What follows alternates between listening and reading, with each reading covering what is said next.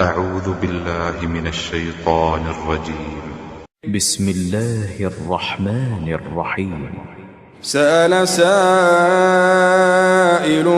بعذاب واقع للكافرين ليس له دافع من الله ذي المعارج تعرج الملائكة والروح إليه في يوم كان مقداره 50,000 سنة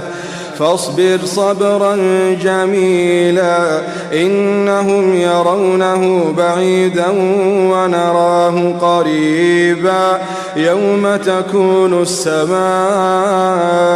كالمهل وتكون الجبال كالعهن ولا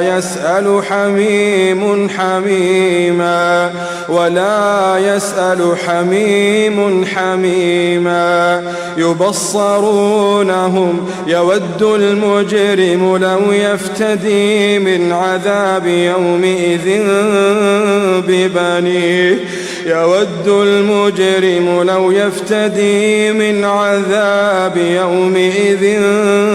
ببنيه وصاحبته وأخيه وفصيلته التي تؤويه ومن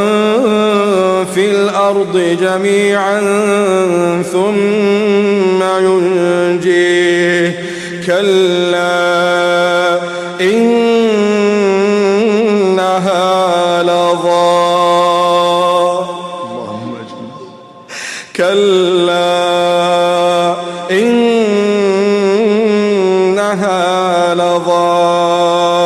نزاعة للشوى تدعو من أدبر وتولى وجمع فأوعى إن الإنسان خلق هلوعا إذا مسه الشر جزوعا وإذا مسه الخير منوعا إلا المصلين الذين هم على صلاتهم دائمون والذين في أموالهم حق معلوم للسائل والمحروم والذين يصدقون بيوم الدين والذين هم من عذاب ربهم مشفقون إن عذاب ربهم غير مأمون والذين هم لفروجهم حافظون إلا على أزواجهم أو ما ملكت أيمانهم فإنهم غير ملومين فمن ابتغى وراء ذلك فأولئك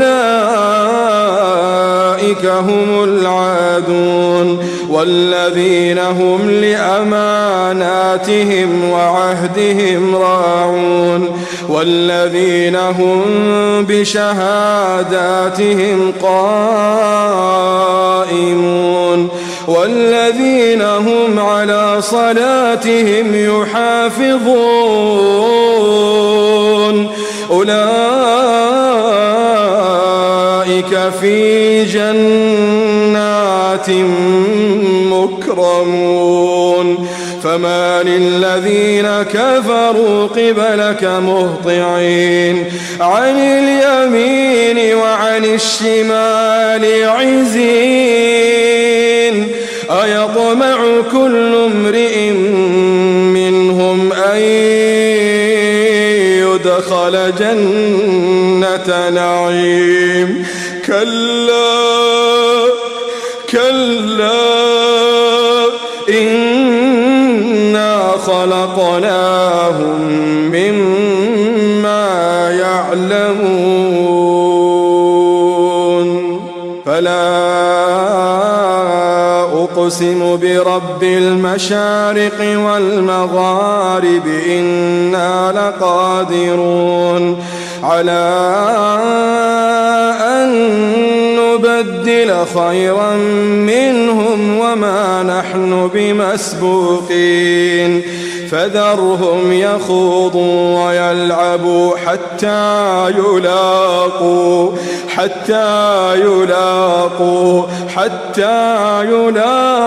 يومهم الذي يوعدون يوم يخرجون من الأجداث سراعا